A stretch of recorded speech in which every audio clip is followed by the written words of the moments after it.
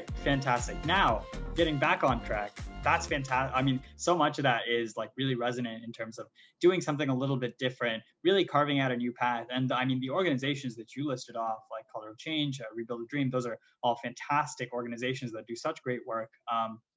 So you mentioned even like this work that you've been invested in even goes back a little bit to high school. So can you talk about sort of where like the bug for social justice like really bit you and how you got so dedicated and involved here?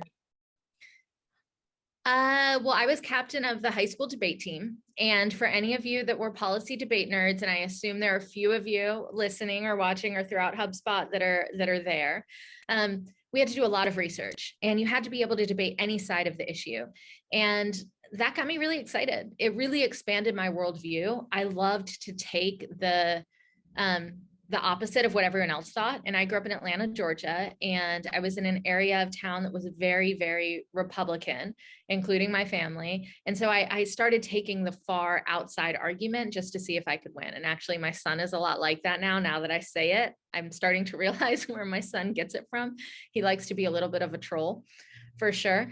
And the debate team certainly opened my eyes to a lot of the injustice in the world. But I do have this one early organizing experience. I was a young feminist, and I decided that I wasn't going to shave my legs because, that was some, weird patriarchal standard. And so I didn't shave my legs, and I got called into the office. I was at a private Catholic school, and the disciplinarian told me I needed to shave my legs, that there were some boys who were disgusted by it. And again, this is the early 90s. I was a bit strange for that time, but I got in trouble for it. And I decided the next day to organize the rest of the girls in my class to not shave their legs. And we were going to do this in protest because how dare she? And I organized a little tiny bit of a movement. And I think I got the bug there that you can make real change and impact. And maybe I made the reverse change because after I graduated, they changed some of the dress code in the handbook because I would wear the boys' uniform and I'd wear pants because it didn't specify girls had to wear this and boys had to wear that. Well, they changed it the next year. And so, maybe it went in reverse, but I realized there was some power that I had. And I think that's where I got excited about it. That's awesome. I love that little tidbit. Hopefully, times are changing. Maybe that Catholic school is going to revisit some of their policies now. But no, I think that's great. So you talk about being in Atlanta, Georgia, especially like growing up in the 90s, very different time. And so I watched your TED Talk through actually before this call, obviously. And one of the cool concepts that you talked about is being sort of like a brown girl in that black and white South. So I wanted to know, especially with your identity, what sort of situations made it difficult, if at all, to like reconcile plenty of like the different like sort of like the melting pot that resides sort of within you? I think as first generation kids, we have a lot of things we have to figure out about who we are. And for me, it was the 80s, it was Georgia, it was very much black and white. I got all of the questions. What are you? Depending on where I was, I either fit in with one group or the other. And I think the experience can be to always feel like an outsider and always feel like an other and withdraw. That certainly happens to a lot of us. I think there's also this, well, then I belong everywhere. If I belong anywhere, I belong everywhere. And I went on that path. And I felt like it was a little bit of a superpower. Certainly I felt ostracized a lot, but I was the kid who could sit at any table in the cafeteria and I felt fine and I felt welcome. And it was a little bit of a superpower. And I think that's a bit about the bridge building work I do now. In the South, there is a lot of polite conversation where people don't say what they mean to your face, but also what that is there's a lot of love there too. You can come to the house, they will feed you a meal, our next door neighbor, and they might say horrible things, racist things when you leave, not about you, but about the other family or someone else they know. But there's this kind of, how to talk and be polite and have different opinions with people that are so different than yourself. I think being a first generation kid, you're figuring that out all the time. How do I make sense of this old school way of thinking or the old world way of doing things in this new world I'm in? And of course it made me fight and call my parents all sorts of names and they don't get it. And what's wrong with them? And no, I don't want to wear this, for this event, or, you have those tensions, certainly. But I just feel like I had a little bit of luck and that I chose the fit along everywhere. I wore a sari to my prom, and this was, like I said, the early 90s, and felt totally comfortable in being that punk rock kid who, could wear Indian clothes and, be a feminist. There's something there. It could be in my DNA. But there is something, I think, about first generation that gives us that superpower to go between all sorts of worlds. Yeah, I can definitely relate to that kind of that idea of, if you belong nowhere, then you have to make all of your own spaces and you have to fit yourself in, and it can be uncomfortable, but you'll make it work. I think that's great. So far we've talked a little bit about obviously like your advocacy in feminism, and sort of like the work that you've done a little bit in anti-war movements and pacifism. But can you talk about sort of how you got into criminal justice reform and why that's such a big part of your career now? Yeah. It's a really easy injustice to see. I think it's always been easy to see. It wasn't well documented. So I was in high school, or graduating high school, around the time the Rodney King verdict came out. And that was a big awakening for me in seeing what happened and seeing everyone's reaction to what happened. It was a big deal. Right after college, I moved to New York City, and I moved there right when the Amadou Diallo verdict came out. For any of you that aren't familiar, this was somebody who was walking home. He was at his front doorstep and got out his wallet to get his key, and he was shot, I want to say 41 times. Now the years have faded. This was a really long time ago, 20 or so years ago. And everyone thought, of course, there's going to be a conviction there, and there wasn't. And so I remember being on the streets protesting, because like I mentioned, I was an activist. And it was really upsetting when nothing happened. That was 20 years ago. And in the year 2000, the Republican National Convention had the convention in Philly. And we organized thousands of people to go and protest. And the theme of the protest was around the criminal justice movement, death penalty, police brutality, all sorts of different issues that affect the criminal justice system, sentencing, disparities, those types of things. And it was novel at the time. There wasn't a lot of us. I could name the big organizers in the year 2000 who cared about the movement. And I can also tell you, there was not a single Republican on the streets with us. This was a very polarized issue. And it was a big deal. And everyone got arrested. My future husband, I remember his mom calling me saying, "How dare you get her good son in jail?" I think he spent a little over a week there. But I think she's let me live that down by now. But I was certainly a bad influence back then. But it seemed like a very polarizing issue. And I couldn't imagine in my lifetime, because not just after Amadou Diallo, there was verdict after verdict after verdict that went that way. Rodney King, Amadou Diallo, Trayvon Martin, watching these moments happen. When we got the conviction in the murder of George Floyd, that was 20 years plus of work, right? This goes back long before us. That's huge. And that happened in my lifetime. Mm-hmm. So one, I've seen change. I've seen that movement of change. And now folks are wondering, what is acceptable force? I've been saying it for a long time. But the other thing that changed in my lifetime is the idea that criminal justice reform could be a bipartisan issue. Like I said, in 2000, there weren't any Republicans on the street. But you know what else? There were no laws getting passed to help. There was absolutely no change until we figured out how to make it a bipartisan issue, how to speak across the aisle, bring people in order to make the changes necessary. And now it's kind of taken for granted, like, yeah, of course we want to, change the incarceration system. Everyone wants to. But that wasn't a given just 10 years ago, and definitely not 20 years ago. Yeah. I mean, that's really powerful. Like, so much has been accomplished. Obviously, there's still so much left to be done, but you're right in that there has been substantial progress. So sort of going more into this, right? So now we find out like why you're passionate about criminal justice. We know why it's been a focal point for your career. Can you talk a little bit about just your career transition as well, going from like starting in like sort of in that Van Jones circle of organizations and then working your way up to now CEO of Dream Corp? Yeah. CEO is one of those funny titles, right? It looks a certain way. And then the closer you get, you realize, wow.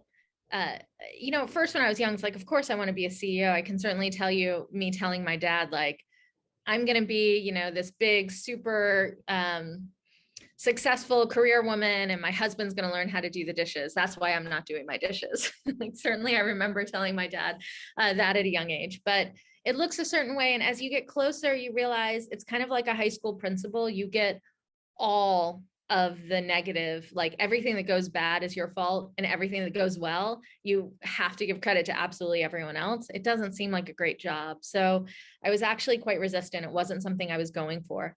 I was very happy being the number 2. I was chief of staff to Van Jones for a long time, and I was pretty good at it.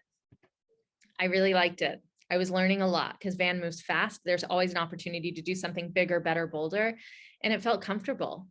And that was the word, I think, that got me to step into the CEO role, was comfortable. I've never been a settle, comfortable person. I've always been kind of striving for the next big thing. And when he came to me and said, I think you should be the next CEO, would you do it? I said, no. I might have said, hell no, but I definitely said some version of no. And he hung up on me pretty fast. And I could tell he was not happy with my response. And usually that makes me think a little bit. Maybe 2 hours later, I talked to a few people. I called him back, said, actually, I want it. And it was that I had been so comfortable. I wasn't going to grow. Sure, I would learn new things, but wasn't I ready for the next challenge? And I took it on. And it was hard. So I think some people, and some people listening might be wanting to get there and be that. I think it's different in the tech scene where you have a lot of founders that want to, start and be CEO of the next big thing. For me, it was a long career time. I was an organizer on the ground, just doing grassroots organizing. I was a fundraiser, which gets you closer to the power.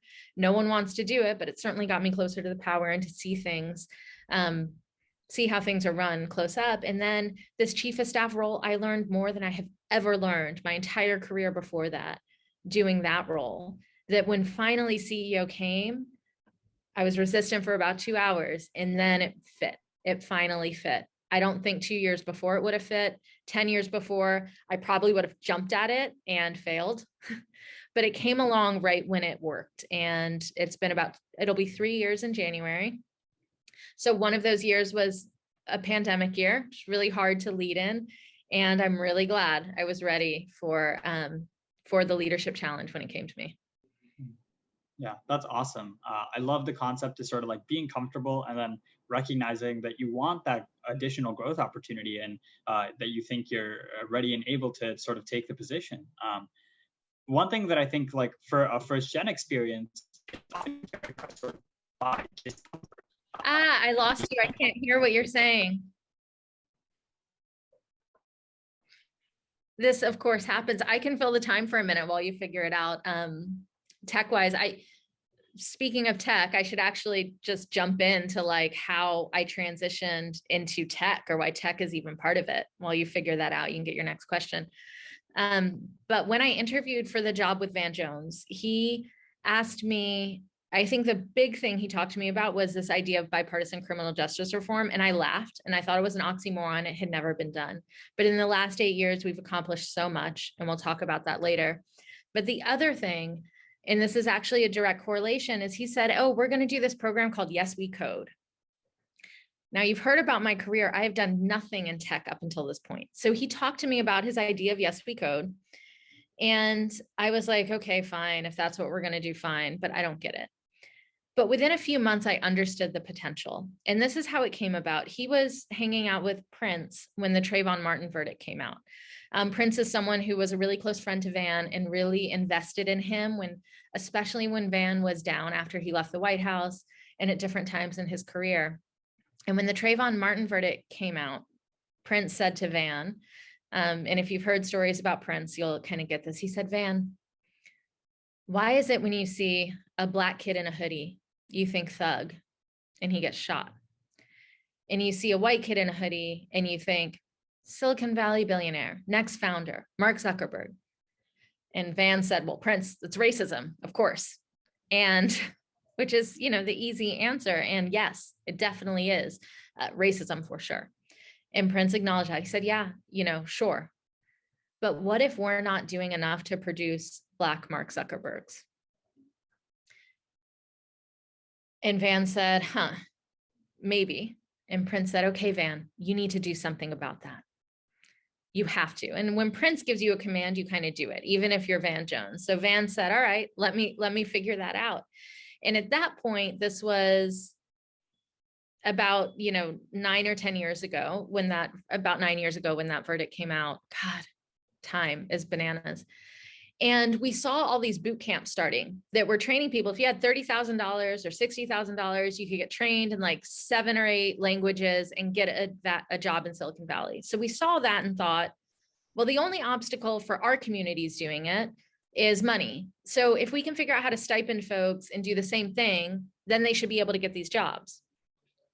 So we started out in the path, and Yes We Code was born, and it was born in like a big way. We had a Prince concert at the 20th anniversary Essence Festival, where we brought 100 kids from around the country, 100 Black and brown kids from around the country to do a hackathon at the 20th anniversary Essence Festival in 2014. So we launched with a bang, which we thought everything would work. Well, we realized it wouldn't just work like that. Companies weren't ready to hire folks, even if they had the training, or they could find things like, well, you might have taught them this language, but they really needed this language. And so we did a whole bunch of evaluation to figure out, well, like, how are we going to change this? And a few things happened. Tech companies wanted to figure out how to diversify. So they were open to figuring it out with us, which was really helpful. You had some of our kind of sister organizations out there protesting the big tech companies, saying, why, are you so white? And then you had other folks saying, you want to change, we want that change, let's figure it out together. But I saw someone write light bulb moment. It was a huge light bulb moment. But the other thing, the only reason why Van was interested in this, remember, we're all movement people. We're not sitting here trying to get 5 kids jobs. Like, that's not exactly what we're thinking. We want to change the world.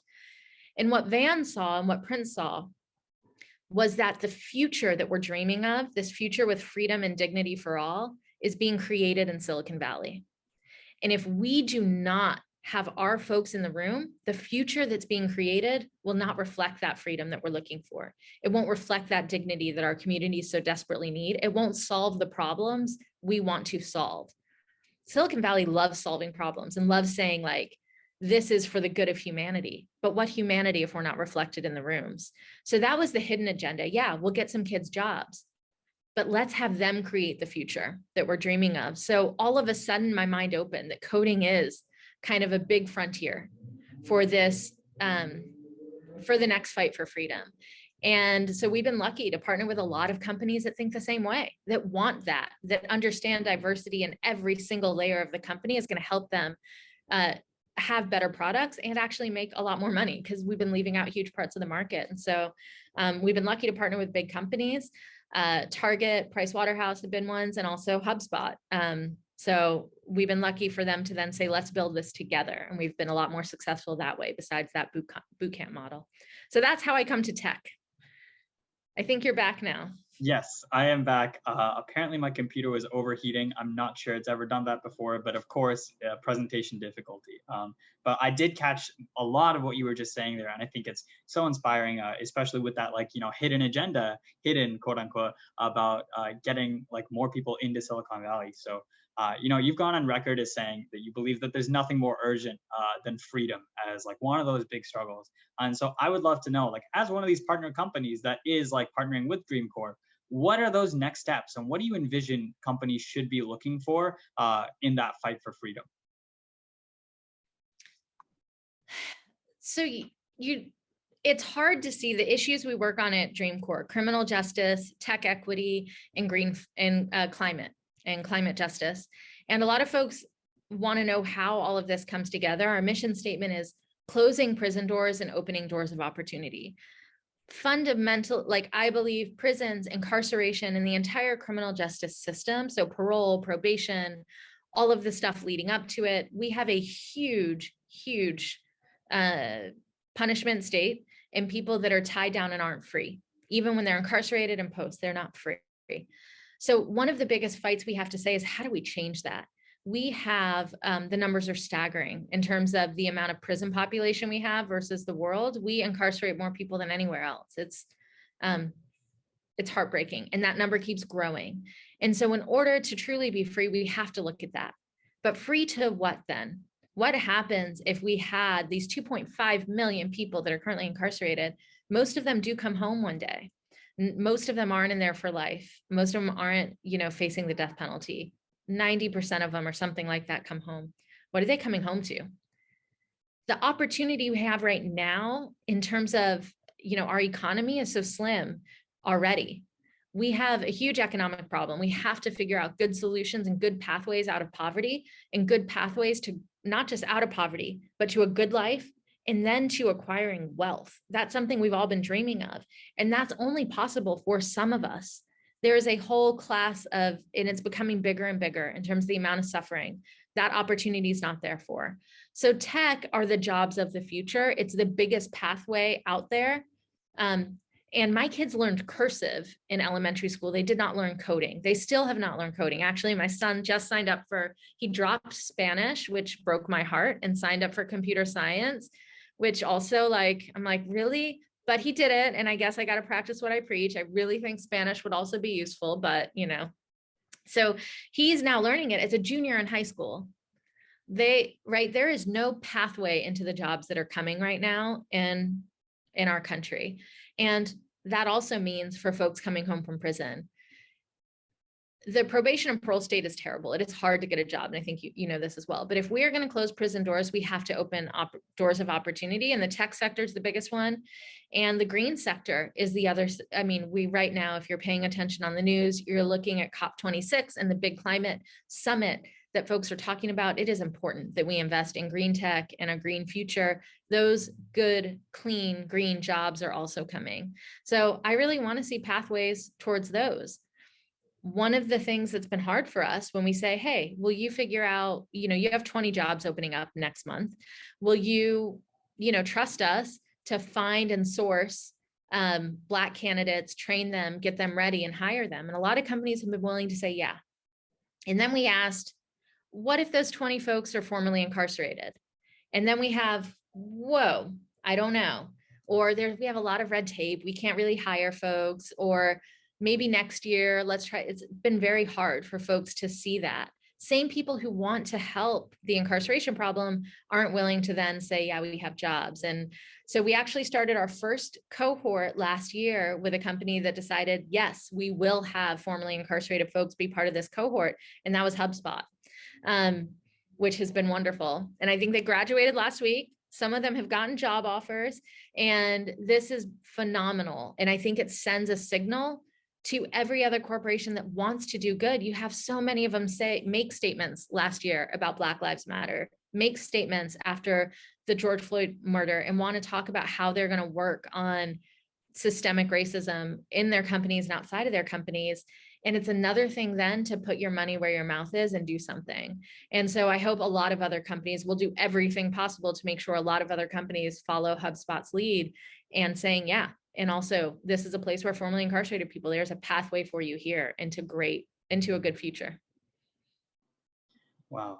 So grateful for all of those kind words about HubSpot. I think I've been super empowered to especially work on our Dream Core partnership. And, I think that then what, right? Now that we've committed to sort of Black Lives Matter, other justice movements, what's the next step? I think that's what is top of mind for so many of my colleagues, especially at HubSpot. So really appreciate all of that. I would love to open the floor up for anyone who has sort of questions for Nisha and do sort of more of that chat Q&A. There's nothing currently in here, so totally fine if questions can trickle in, and I can carry on just asking a couple more questions that I'm super personally interested in.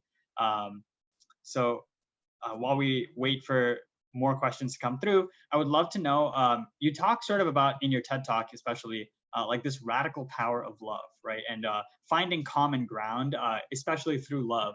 I think the biggest thing that stuck out to me when I was hearing that you talk about sort of escaping our personal bubbles and our small niche communities that believe all the same things that we do, what kind of happens when people don't love you back, right? Because that's the hardest part of it, right? To really extend that olive branch and get it shot down. So can you talk about those times, especially working criminal justice reform, across the aisle with people like Newt Gingrich, what it was like for you when your ideas weren't so reciprocated?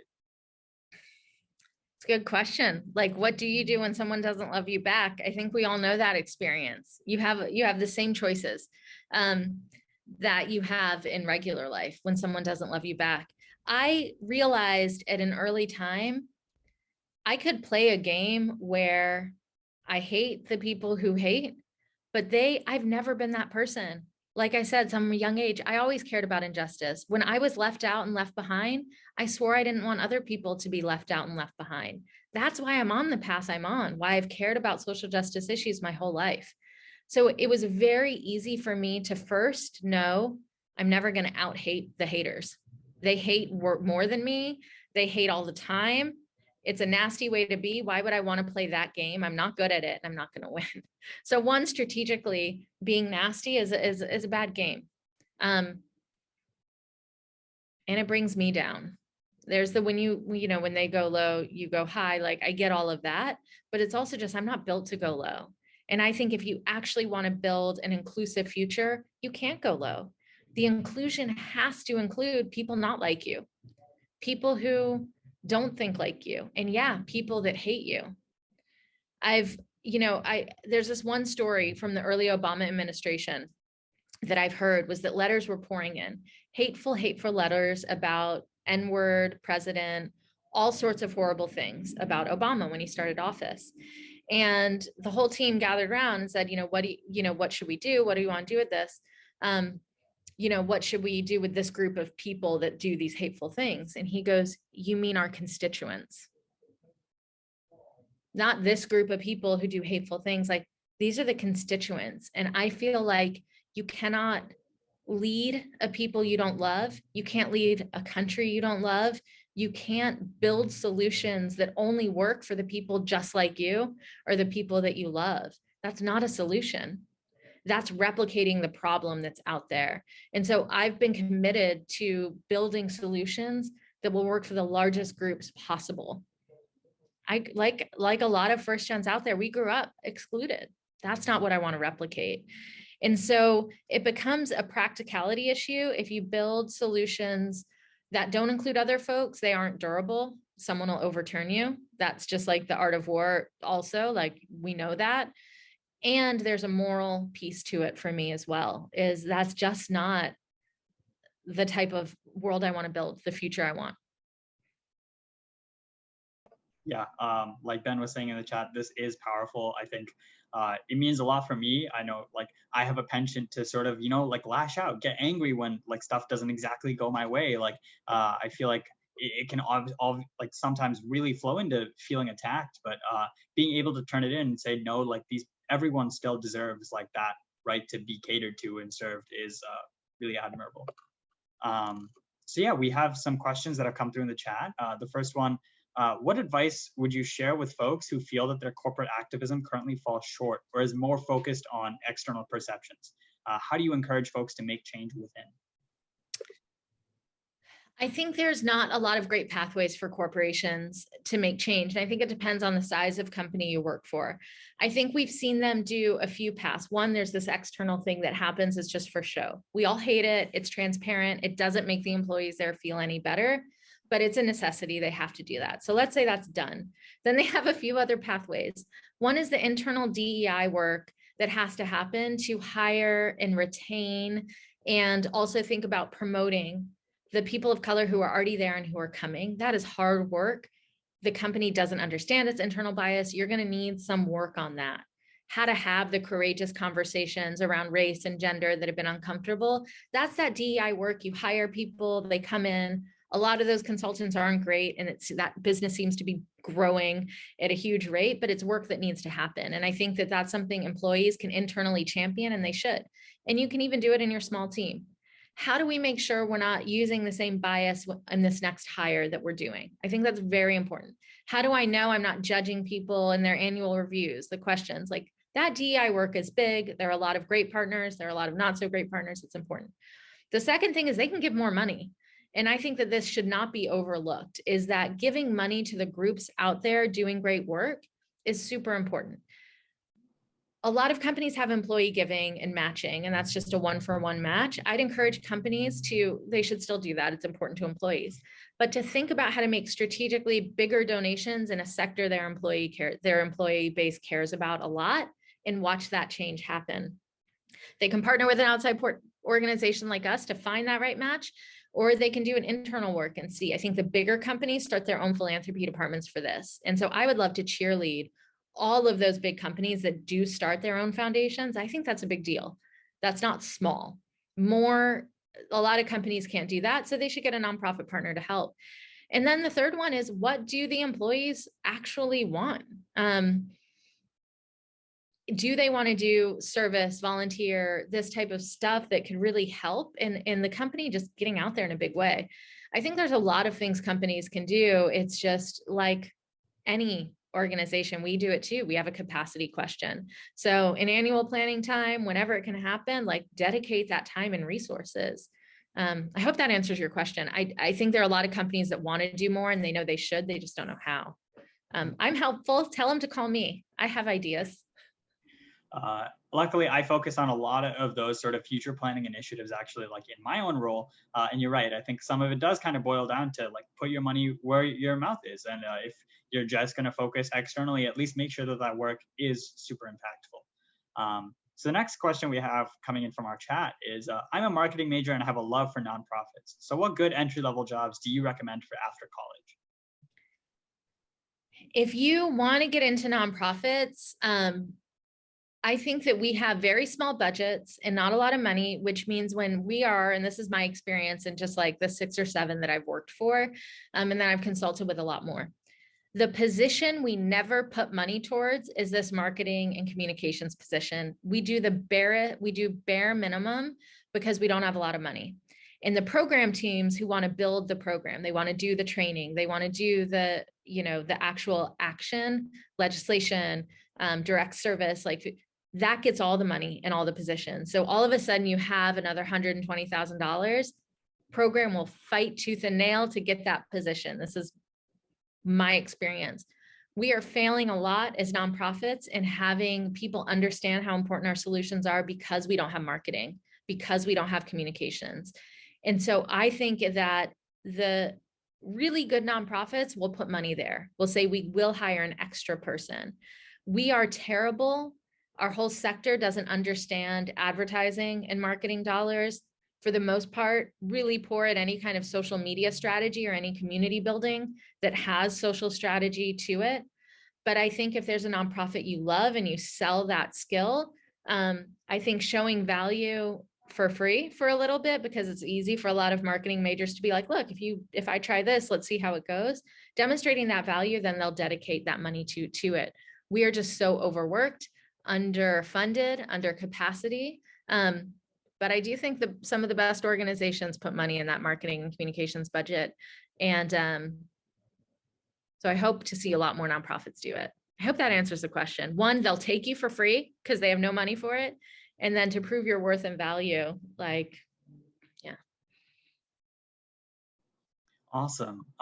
We're sort of coming up on time really shortly here. So I just want to ask a kind of a closing question about, coming out of this talk, for anyone who's first gen on this call, what kind of just general advice would you give them about advancing through their careers?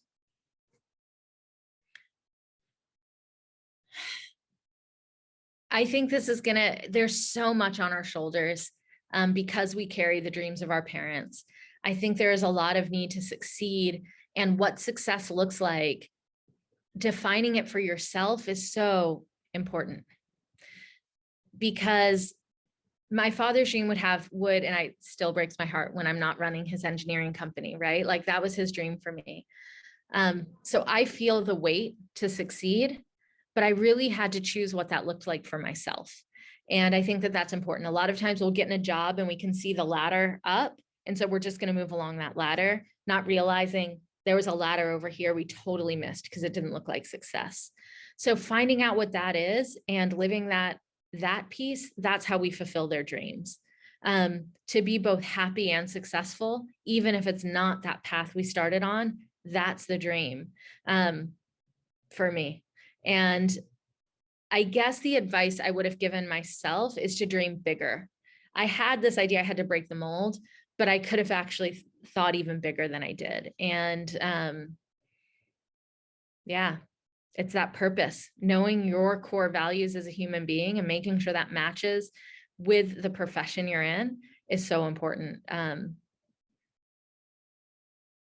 That's fantastic. And I think it's a great way to close out, especially to dream bigger, as said by our Dreamcore CEO. I thank you so much for being on this call with us today, Nisha. Really appreciated it. This was fantastic and so insightful. So thank you to everyone who attended as well, and for joining us on our final session today. So please head back to our First Gens in Tech homepage for the closing keynote. Don't miss it. Thank you.